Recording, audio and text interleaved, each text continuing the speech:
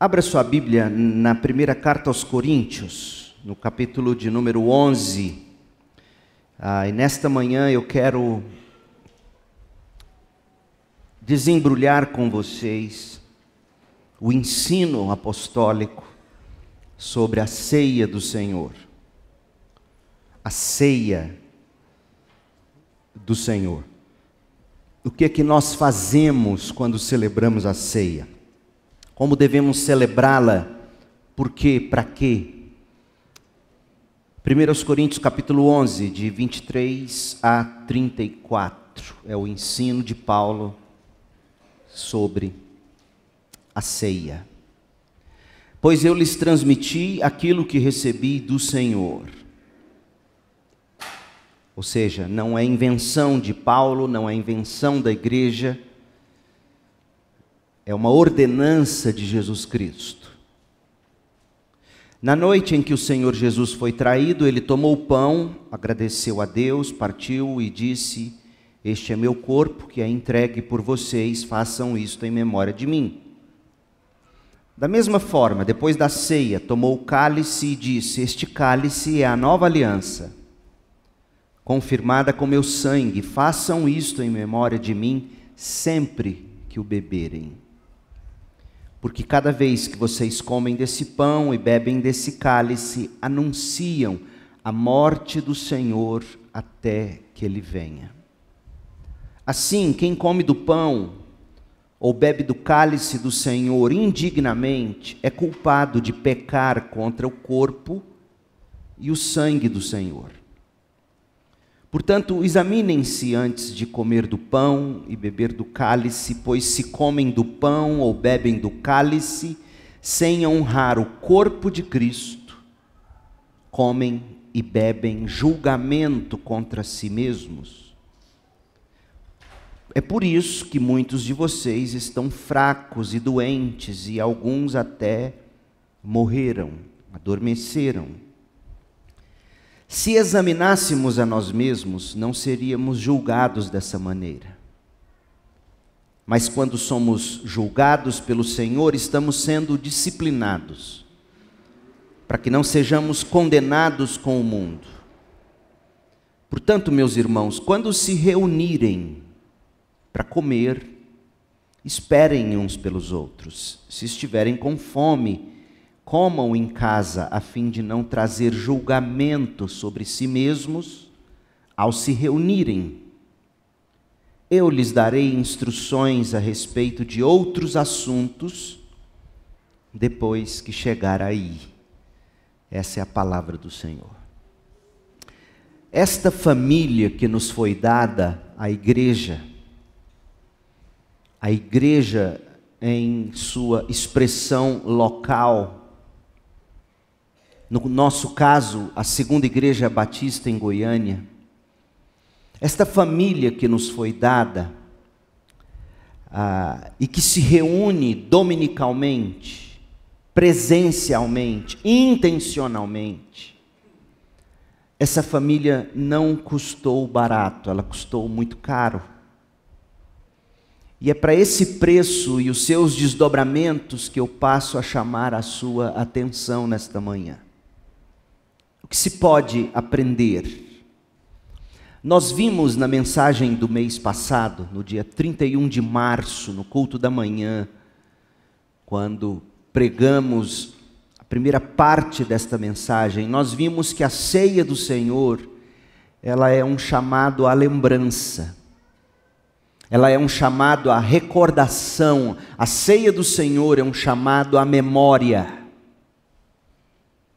Jesus disse isto 2 vezes no texto que lemos. Jesus disse isso uma vez em relação a comer do pão e outra vez em relação a beber do cálice. Por exemplo, 1 Coríntios 11, 24. Façam isto em memória de mim, sempre que comerem do pão. E de novo, em 1 Coríntios 11, 25, façam isto em memória de mim, sempre que beberem do cálice. A ceia é uma chamada à memória, à lembrança. Nós vimos também que esta lembrança do que Cristo fez por nós, sua morte, sua ressurreição, é para ser celebrada em reunião presencial, em assembleia da igreja, no culto público. Culto online não existe. Transmissão de culto existe, mas não é culto online. E assistir à transmissão não é substituto para a presença no culto. Há momentos em que talvez você esteja enfermo, impossibilitado de vir à igreja, ou viajando, e assim por diante. Sim, nesses casos excepcionais, você se vale da transmissão do culto. Entretanto, sempre que possível, assiduamente, você se reúne como igreja, dentre outras coisas, para celebrar a ceia do Senhor. E isso demonstra, a nossa reunião demonstra o que realmente ocorreu conosco na vida e na morte, ou por meio da vida e da morte de Jesus. Esta reunião é uma declaração pública do que o Evangelho produziu em nós. O sangue de Jesus nos reconciliou com Deus e nos reconciliou uns com os outros e nos inseriu e nos batizou e nos colocou na igreja. Esta é a declaração que estamos fazendo nesta manhã. Nós fomos reconciliados com Deus, nós estamos e fomos reconciliados uns com os outros. Esta reunião pública deixa claro que não tem nada de individualista ou de apenas intimista a espiritualidade cristã. A espiritualidade cristã é coletiva, é congregacionalista. E você precisa entender isso, e você precisa entender isso, e você precisa entender isso, e praticar isso. Pois bem, foi o que vimos na primeira parte desta mensagem, e se você não viu, está no YouTube, ou no site da igreja, você pode assisti-la. E eu recomendo que você assista. Mas tem mais aromas, tem mais sabores para serem extraídos deste grão tão especial que é 1 Coríntios 11, 23 a 34. Eu amo café sem açúcar. E um irmão da igreja me presenteou com uma máquina expresso, uma valita Philips topíssima que será instalada no meu gabinete quando Jesus voltar e ele ficar pronto. Mas até lá eu já estou testando ela lá em casa. E eu comprei grãos, já 2 tipos diferentes. E você coloca os grãos na máquina e você regula a máquina e esse grão extrai o sabor, exala o aroma. Mas por mais perfeita que seja a máquina, por ela coar rapidamente, por fazer a água na temperatura certa, passar pelo grão moído, moe na hora o grão, a máquina, e eu fico com o nariz ali, moe na hora, e quando ele cai, a coagem, ela é rápida. E por ser rápida, ela não extrai tudo do grão. O sabor mais achocolatado, o sabor mais adocicado, ele não costuma sair nos cafés que são cortados na máquina expresso. Por isso que na máquina expresso você sente muito a acidez, a força do grão. Você não sente o chocolate. Outra coisa importante do café, esse sermão não é sobre café, mas vamos lá. O café, quando seca no copo, se ele é sem açúcar, e se ele é um bom grão, quando você o cheira, você sente cheiro de caramelo ou de chocolate. É um negócio fantástico. Deus é maravilhoso. Não faz mal para a gastrite, só se você colocar açúcar. Mas veja, num mesmo grão, você pode extrair aromas e sabores diferentes, dependendo da forma como você moe o grão e coa o grão. E quando você olha para 1 Coríntios 11, você tem que olhar para este texto, como qualquer parte das Escrituras, por assim dizer. Você tem que olhar para ele como se fosse um grão de café. Há sabores que precisam ser extraídos, há cheiros, há aromas que estão aqui, e que, dependendo da forma como você lê, você não sente o cheiro, não percebe o sabor. Tem mais aromas, tem mais sabores do que os que já extraímos deste texto na mensagem anterior. Na mensagem anterior, nós extraímos o sabor do chamado à lembrança, o cheiro da lembrança, que é a ceia. Nós extraímos o sabor da verdade que diz que a reunião da igreja, na ceia do Senhor, principalmente, é uma declaração pública de que fomos reconciliados com Deus e uns com os outros, e hoje somos um só corpo. Mas tem outros aromas, e eu quero extraí-los da seguinte forma: eu quero usar o verbo olhar, para a gente moer em 6 partes este grão, que é 1 Coríntios 11, de 23 a 34. Eu quero usar o verbo olhar para fazer a quebra do texto e a gente poder assim degustar o aroma de cada sabor desta passagem tão inexprimível da palavra de Deus, e que por ser tão conhecida a gente não dá valor.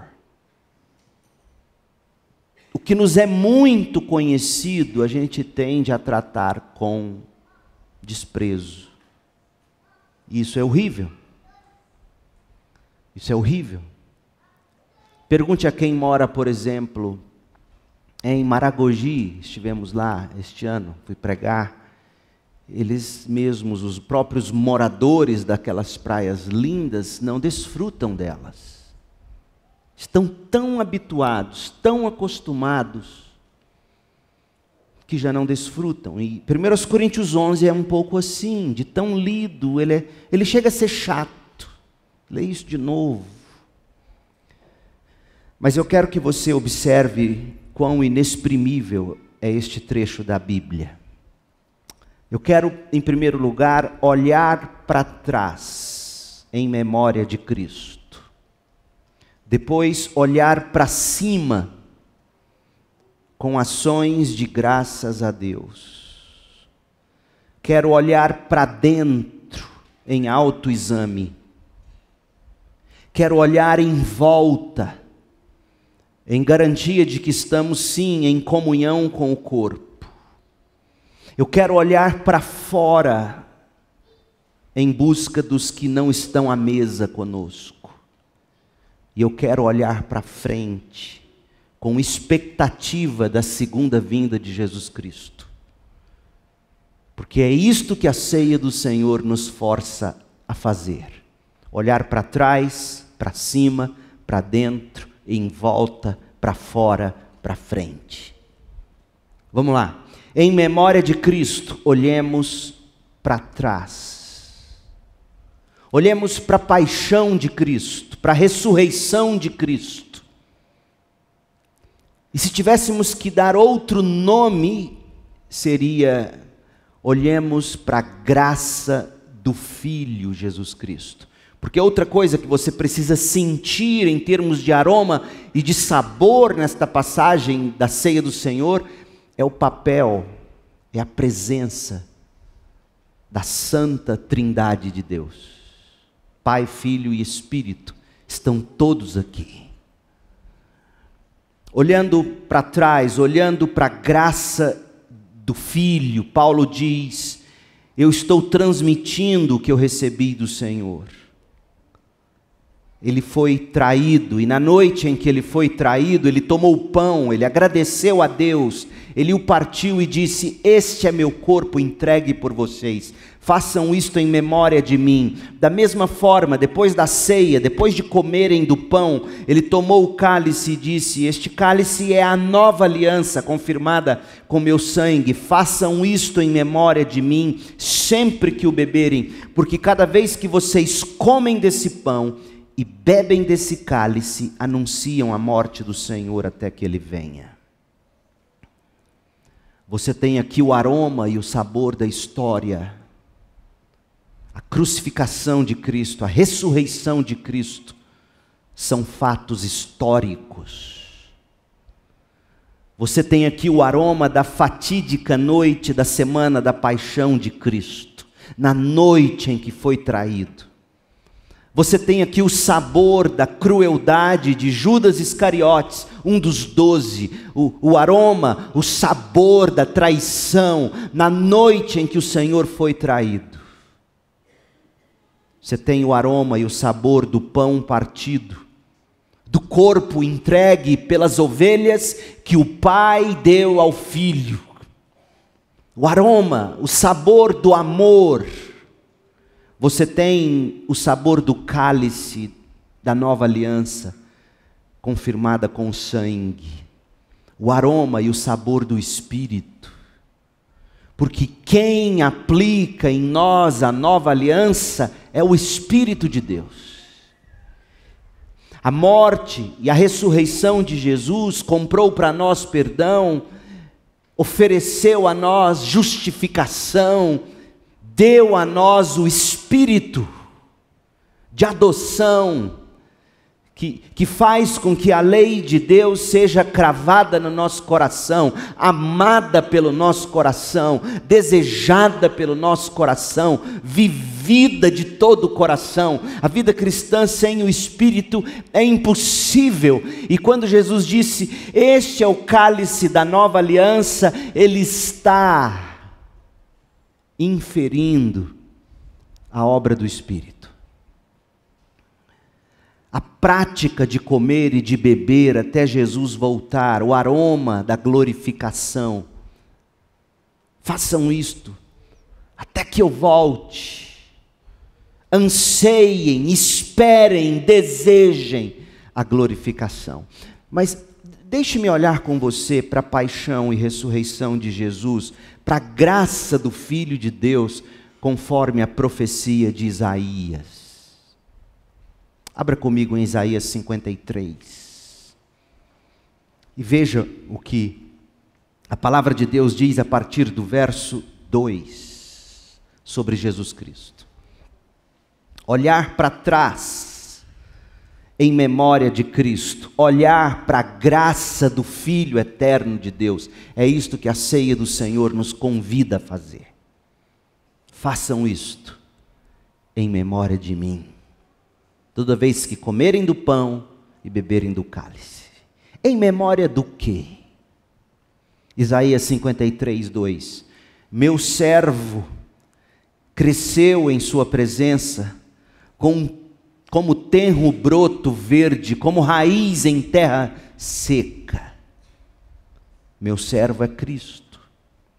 Não havia nada de belo, nem de majestoso em sua aparência, nada que nos atraísse. Foi desprezado e rejeitado, homem de dores, que conhece o sofrimento mais profundo. Demos as costas para ele e desviamos o olhar. Ele foi desprezado e não nos importamos. Apesar disso, foram as nossas enfermidades que ele tomou sobre si. E foram as nossas doenças que pesaram sobre ele.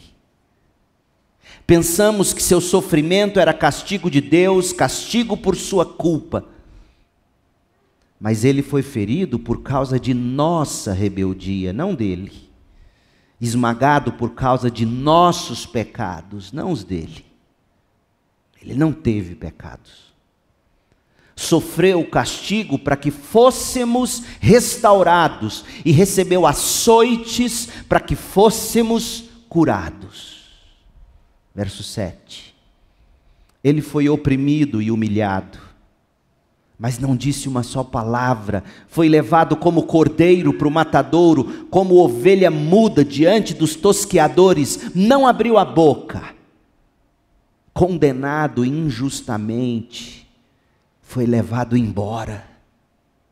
Ninguém se importou de ele morrer sem deixar descendentes, de sua vida ser cortada no meio do caminho, tão jovem, mas ele foi ferido mortalmente por causa da rebeldia do meu povo.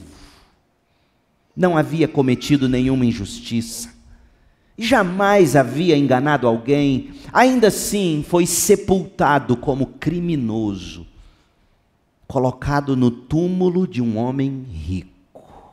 Verso 11.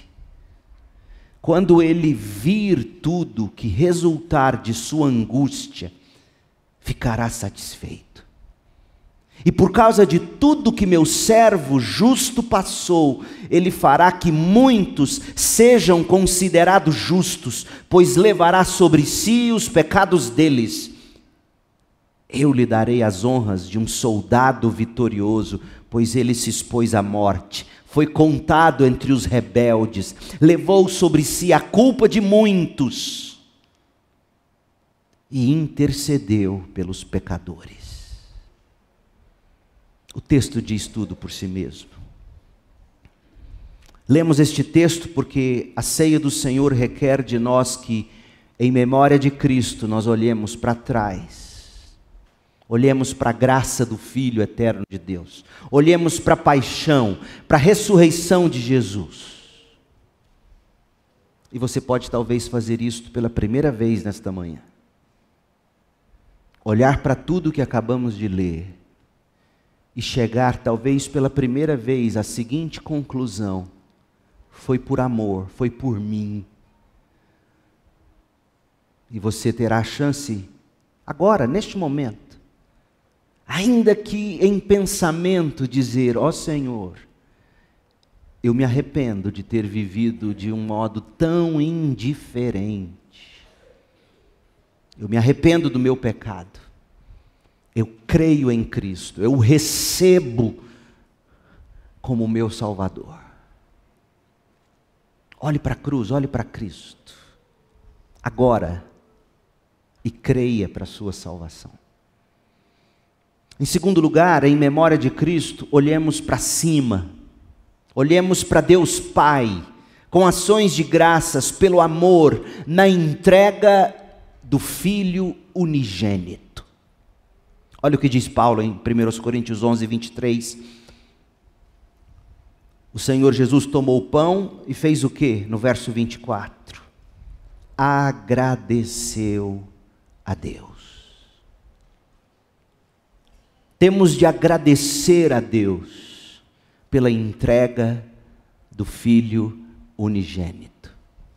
Porque Deus Pai amou de tal maneira este mundo, que não merecia o amor de Deus, que não merece o amor de Deus, que jamais merecerá o amor de Deus, porque Cristo veio para o que era seu, mas os seus não o receberam.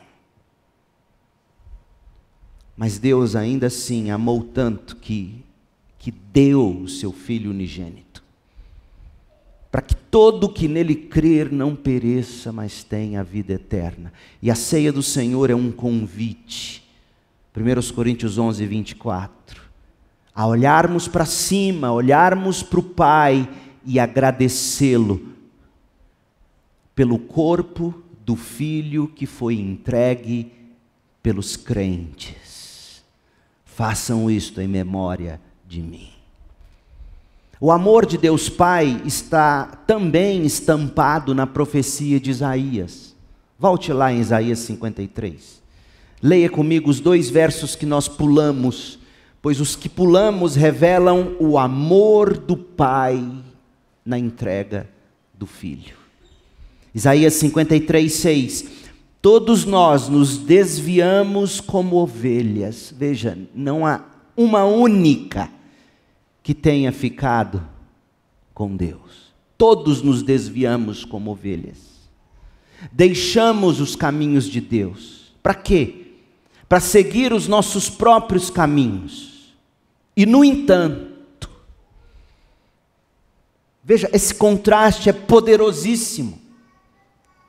O que se descreverá a seguir é em contraste com a tragédia de que todos nos desviamos, todos deixamos os caminhos de Deus para seguirmos obstinadamente nossos próprios caminhos, nosso próprio coração, nosso próprio desejo.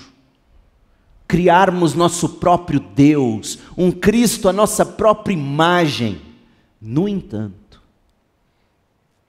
o Senhor fez cair sobre ele os pecados de todos nós. Você faria isso por um pecador? Você puniria seu próprio filho para redimir um pecador desviado, decididamente desviado, obstinadamente teimoso em seguir seu próprio caminho, um pecador que num primeiro momento queria nada com Deus e jamais haveria de querer? Você puniria seu próprio filho para redimir este homem irredimível? Nenhum de nós faria isso. Em sã consciência, nenhum de nós faria isso, pois foi o que Deus Pai fez. Ele puniu o seu próprio filho. No entanto, o Senhor fez cair sobre o seu Filho unigênito os pecados de todos nós. Olha o verso 10. Fazia parte do plano do Senhor. É muito cruel o que você vai ler agora, é muito duro. Fazia parte do plano do Senhor esmagar o próprio filho e causar-lhe dor. Não tente maquiar isto aqui. Fazia parte do plano eterno do Senhor esmagar o próprio filho, causar-lhe dor. Para quê?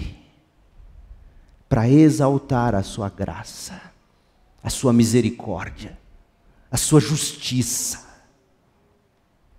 O amor diz: eu perdoarei meus filhos, e a justiça diz: eu punirei meu filho unigênito no lugar do pecador. A ceia é um convite para você olhar para Deus Pai e celebrar o no entanto. O Senhor fez cair sobre Cristo os pecados de todos nós, e fazia parte do plano do Senhor esmagá-lo e causar-lhe dor. Quando, porém, sua vida for entregue como oferta pelo pecado, ele terá muitos descendentes, terá vida longa, e o plano do Senhor prosperará em suas mãos. Em memória de Cristo, olhemos para a paixão e para a ressurreição de Cristo. Olhemos para a graça do Filho eterno de Deus. Olhemos para Deus Pai com ações de graças pelo amor ao entregar seu Filho. Em terceiro lugar, em memória de Cristo, olhemos para dentro, em autoexame. Olha o que diz Paulo, 1 Coríntios 11, 27. Quem come do pão ou bebe do cálice do Senhor indignamente. Gente, veja, digno nenhum de nós é e jamais será, certo? E se você tentar ser digno, você estará buscando salvação pelas obras. Simples assim. O que Paulo então quer dizer com beber do cálice do Senhor indignamente? Ele vai explicar. é culpado de pecar contra o corpo e o sangue de Cristo quem come e quem bebe. Quem come do pão, quem bebe do cálice do Senhor indignamente. Então, Paulo, o que é beber indignamente? Verso 28, ele vai dizer que é você fazer isto sem se autoexaminar. Diz o verso 28, portanto, ele está explicando, examinem-se antes de comer do pão e beber do cálice. Pois se comem do pão ou bebem do cálice sem honrar o corpo de Cristo, comem e bebem julgamento contra si mesmos. Então, beber indignamente é beber sem um autoexame, sem honrar o corpo de Cristo. E por causa disso, muitos da igreja de Corinto já estavam fracos, doentes, e alguns até já tinham morrido. Verso 31, se examinássemos a nós mesmos, não seríamos julgados dessa maneira. Mas quando somos julgados pelo Senhor, estamos sendo disciplinados, para que não sejamos condenados com o mundo. Portanto, meus irmãos, quando se reunirem para comer, esperem uns pelos outros. Então, perceba que o exame envolve não apenas você olhar para os seus pecados particulares. Preste atenção nisso. Envolve você olhar para os seus pecados particulares, de estimação, suas atitudes de ira, de engano, de mentira, e dê o nome ao seu pecado. Envolve na ceia você examinar isso, arrepender-se a respeito disso, confessar isso a Deus. Mas examinar aqui tem a ver com não honrar o corpo de Cristo.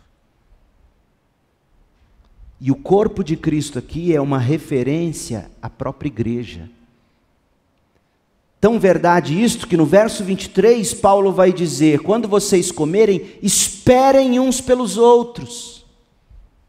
Comerem a própria comida de vocês, beberem a própria bebida de vocês, até vocês se fartarem, se esbanjarem, se embriagarem, enquanto os pobres não conseguiram trazer comida para a ceia, porque a ceia era uma refeição comunitária.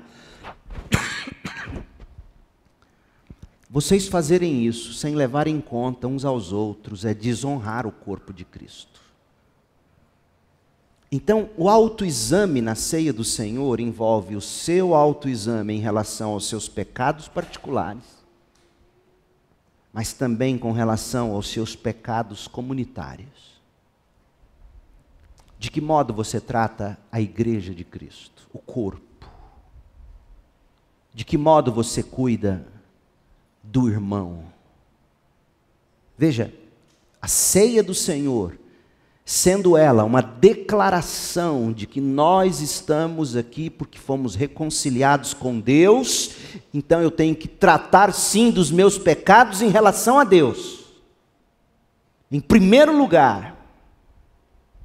Mas essa reunião também declara que eu me reconciliei com meu irmão. Eu tenho uma igreja, eu tenho um povo, eu tenho um corpo, eu tenho uma família. E, portanto, eu tenho que examinar a forma como eu trato os membros da minha família. Existe perdão que precisa ser dado e você ainda não deu? Existe algum irmão para quem você olha com a cara torta e nariz empinado, seja o que for? Existe relacionamentos entre você e seus irmãos que precisam ser restaurados. Paulo está dizendo, examine a si mesmo. E não beba, não coma, sem honrar o corpo de Cristo. Esperem uns pelos outros. Esperar uns pelos outros é a atitude de quem ama o outro. E, gente, eu sei, hoje à noite eu vou falar sobre isso. Se você quer aprender como é que você deve amar seu inimigo hoje à noite, eu vou te ensinar uma oração imprecatória. É difícil, porque, gente, vamos ser honestos, tem crente que é difícil demais de ser amado. Meu Deus do céu, tem uns... Eu sei, você não precisa me dizer. Você acha que porque eu sou pastor, naturalmente eu amo todo mundo? Eu sou um pobre desgraçado e é sem hipocrisia que eu digo isso. Não é fácil amar todo mundo. Não é fácil amar todos os meus irmãos. Mas o mínimo que nos cabe fazer é lutar para que rancores, angústias, amarguras não sejam nutridas, mas sejam saradas. Então, examinar a si mesmo, esperar uns pelos outros. Sabe quando a família está brigada? Você não quer reunir com eles, você chega correndo, come lá na cozinha e corre para o quarto. Por quê? Porque você não quer esperar pelo membro da família, você não quer vê-lo. E se aqui nós estamos fazendo uma declaração pública de que nos reconciliamos uns com os outros, e estamos declarando isso? Se examinar significa honrar um ao outro. Considerar o outro superior a si mesmo. E às vezes a gente ofende as pessoas sem ver. Às vezes a gente ofende as pessoas com a melhor das intenções, mas sem querer a gente ofende.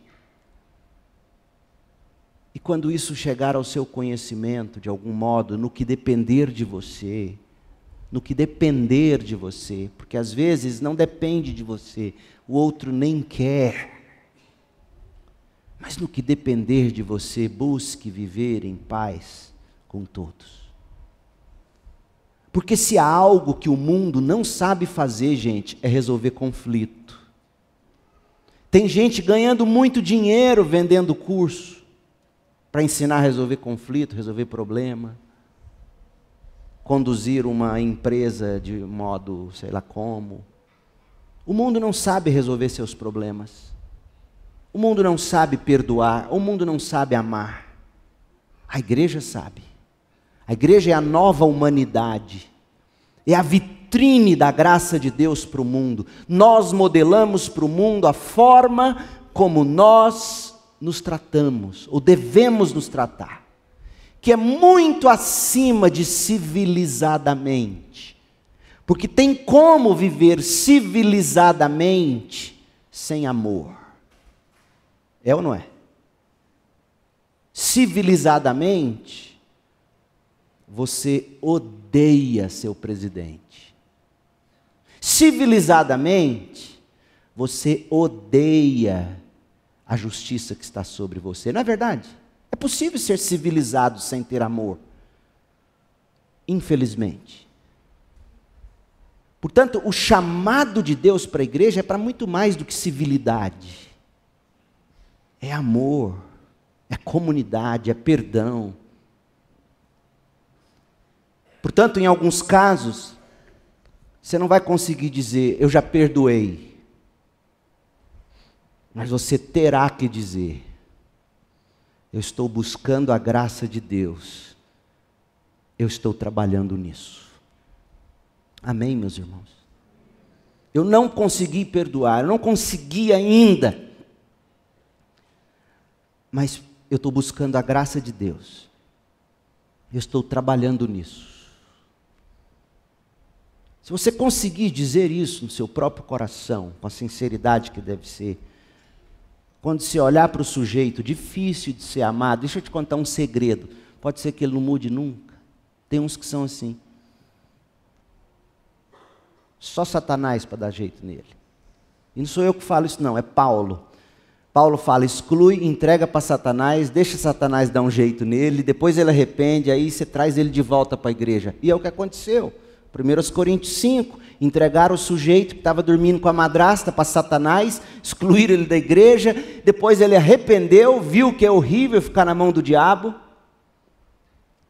voltou. E 2 Coríntios nos mostra Paulo falando, reconcilie ele na comunhão da igreja. O diabo trabalha para Deus e nem sabe. Tem uns que só Satanás para dar jeito. Mas você vai trabalhar nisso. Esse é o novo vocabulário da CIB.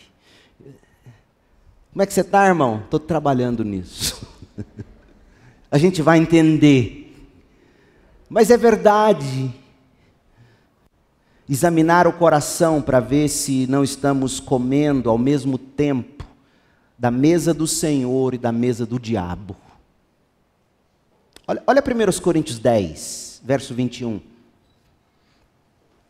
Vocês não podem beber do cálice do Senhor, participar da ceia, ter comunhão na igreja, e também beber do cálice de demônios.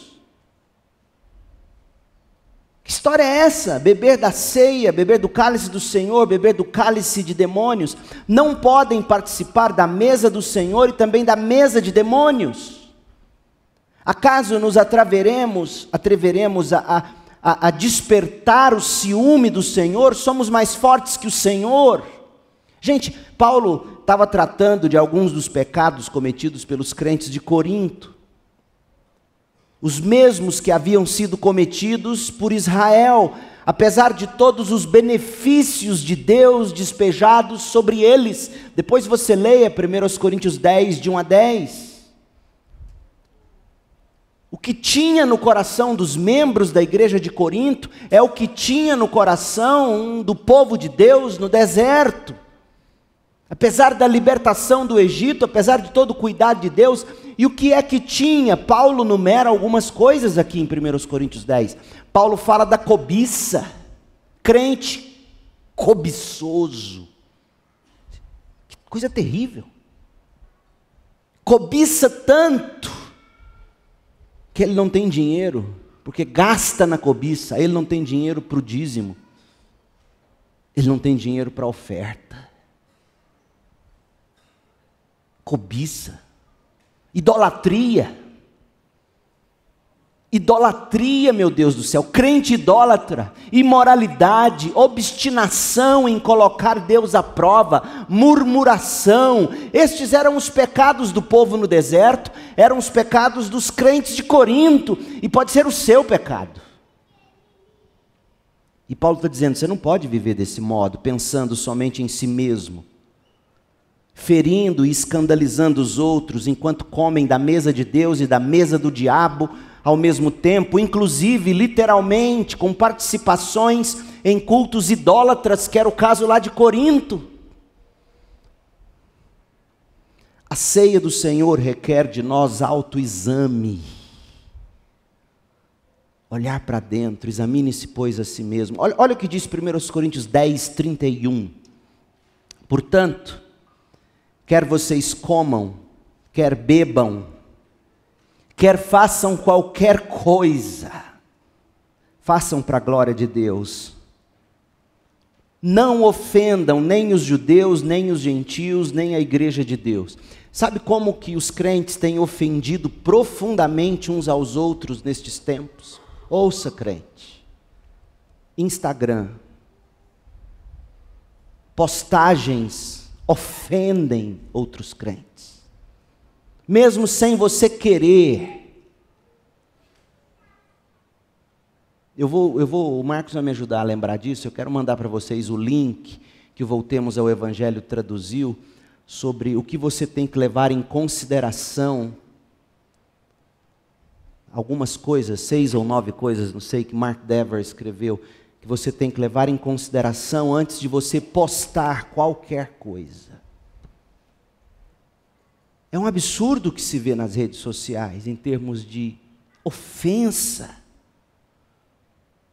E não estou dizendo aqui de ofensas ditas explicitamente, não. Posturas ofensivas. E Paulo está dizendo, não ofendam. Não ofendam judeus, não ofendam gentios, não ofendam a igreja de Deus, assim como também eu procuro agradar a todos em tudo que faço.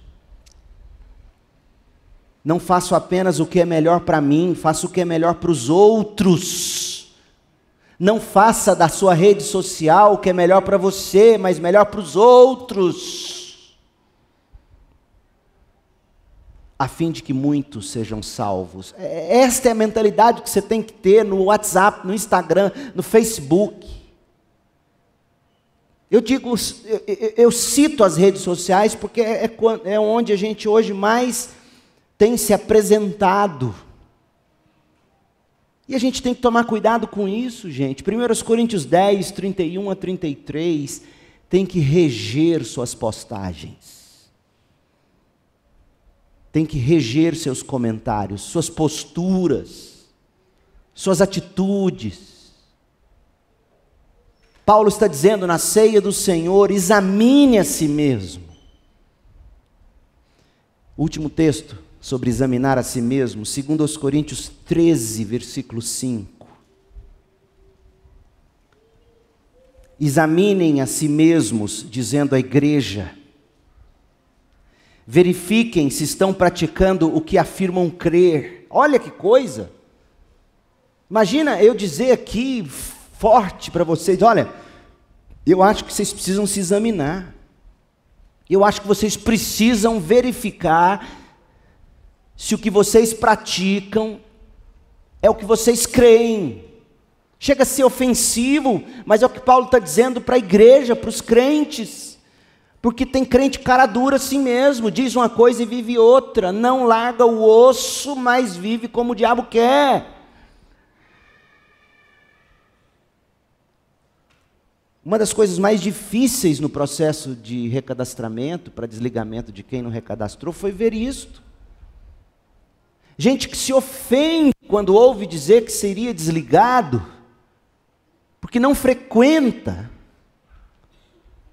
Mas a maneira como vive, o que diz, não tem nada a ver com o que diz crer. É chocante isso para um pastor, é chocante para nós.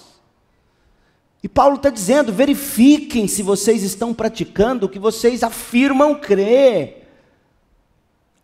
E somente assim vocês poderão ser aprovados. Certamente, sabem que Jesus Cristo está entre vocês, ou dentro de vocês, em vocês, do contrário, já foram reprovados. Ô meu povo, a ceia do Senhor é um convite para você olhar para dentro. É um autoexame, no que diz respeito aos seus pecados particulares, e no que diz respeito aos seus pecados comunitários. Não desonre o corpo de Cristo. Não desonre a igreja. Não coma e não beba inconsequentemente. Aí alguns vão dizer, por isso que eu não como da ceia. É pior ainda. Porque pode ser que sem querer você esteja dizendo, eu não estou preparado para resolver o que eu sei que eu tenho que resolver. E isso é algo que um crente jamais deve dizer. No mínimo ele vai ter que dizer, estou trabalhando nisso. Ele jamais poderá dizer, não estou preparado para mexer com isso. Talvez nesta manhã você precise de fato se examinar, tomar decisões dificílimas, dar passos dolorosos pela graça, por meio da fé. Mas é isto que crente é chamado a fazer.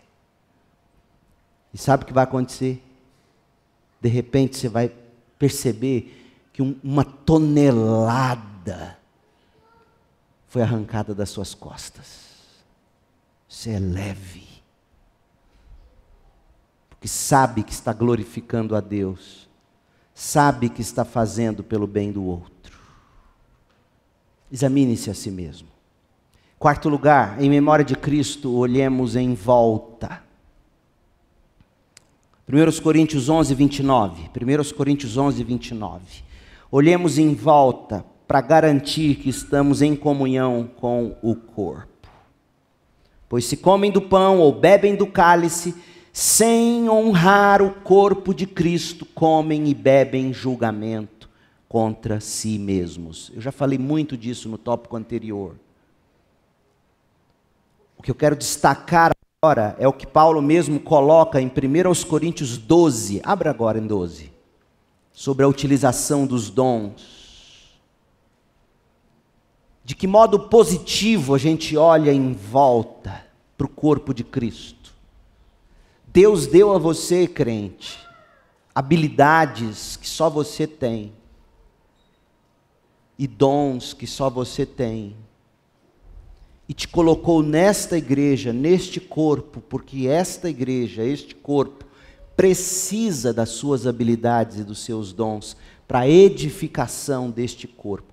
Por isso que a gente não é do tipo de igreja que fica olhando o que outras igrejas fazem para a gente copiar. Sabe por quê? Porque pode ser que aqui nós não tenhamos os dons que existem naquela outra igreja, que os permite fazer o que eles fazem e fazem tão bem. Então, em vez de você copiar outra igreja e falar, nossa, a CIB podia ser assim, ou assado, você tinha que começar a orar e dizer, Deus, será que não sou eu que tenho o dom para fazer o que eu percebo que poderia ser feito aqui? O talento, o dom. Meu povo, fazer projeto é a coisa mais fácil que tem.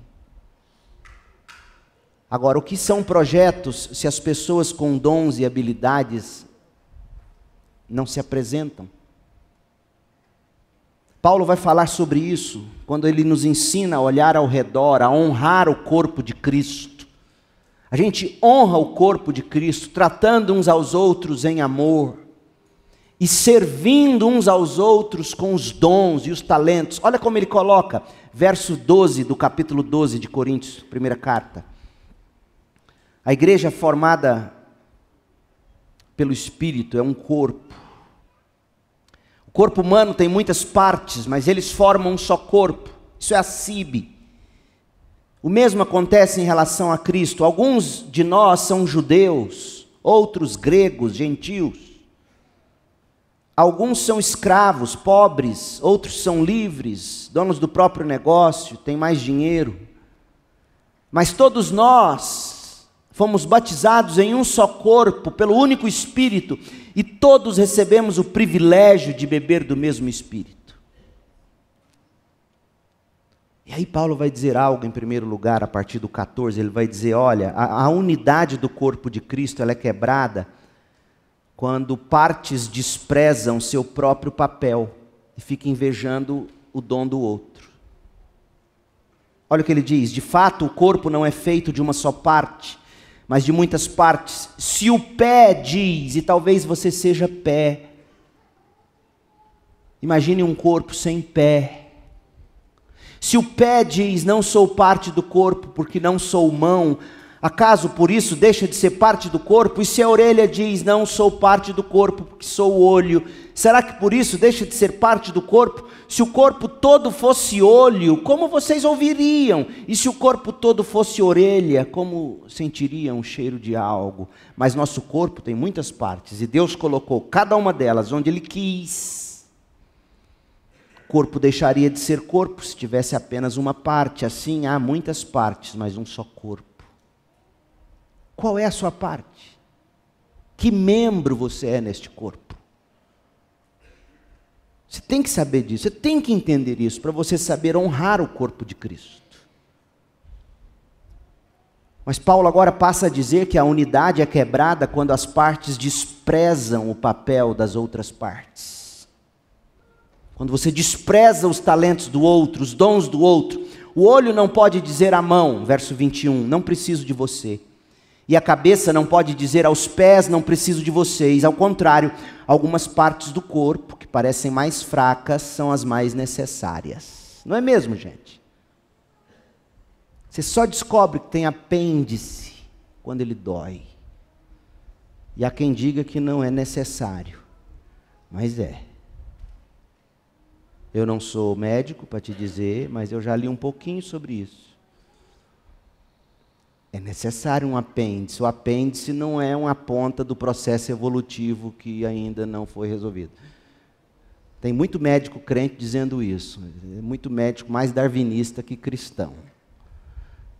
Mas, como eu sei que você sabe que eu não sou médico, você deve estar falando, o pastor está falando bobagem. Mas eu não estou, não.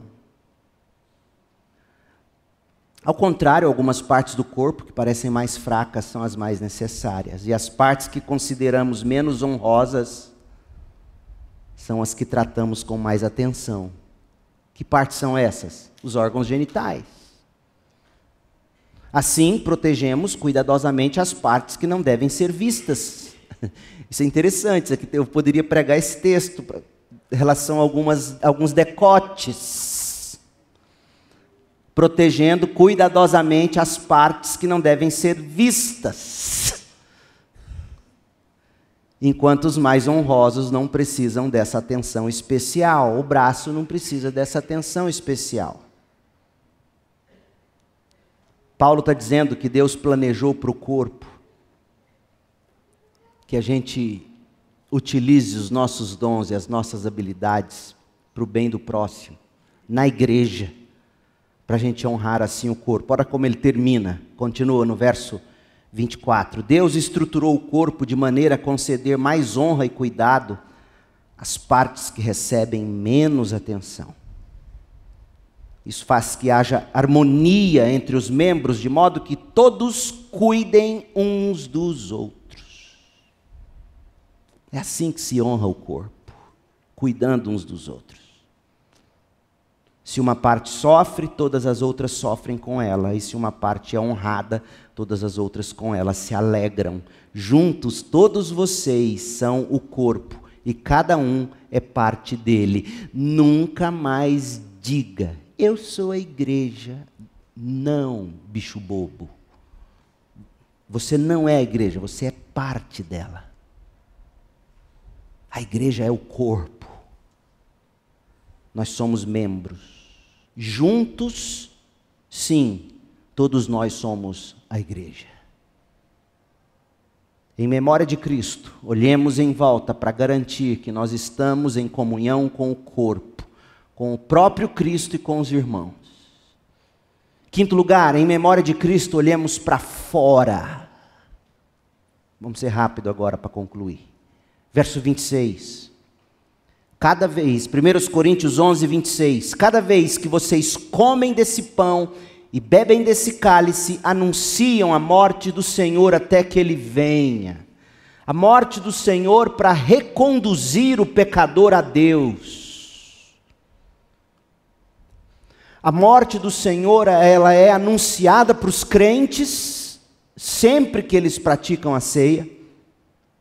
O evangelho é também para o crente precisa ser lembrado do evangelho, mas o evangelho é também para o pecador, que precisa ser alcançado com o evangelho.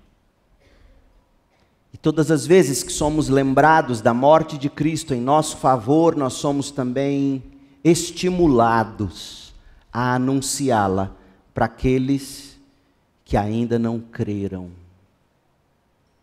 A ceia do Senhor, portanto, nos faz olhar para fora.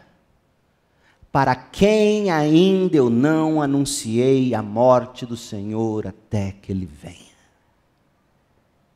E por fim, a ceia do Senhor, em memória de Cristo, nos faz olhar para frente. Porque a gente celebra isso até que Ele venha. Até que Ele venha. Nós vivemos nesta esperança, até que Ele venha, e Ele virá. Olha o que Paulo escreveu em Tito 2, verso 12. Tito 2, 12. Somos instruídos a abandonar o estilo de vida ímpio.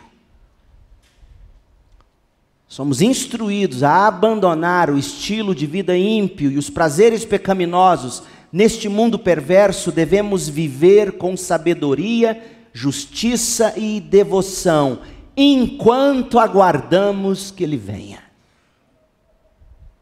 Veja que a escatologia, a doutrina das últimas coisas, em primeiro lugar, ela é uma estimulação à santidade.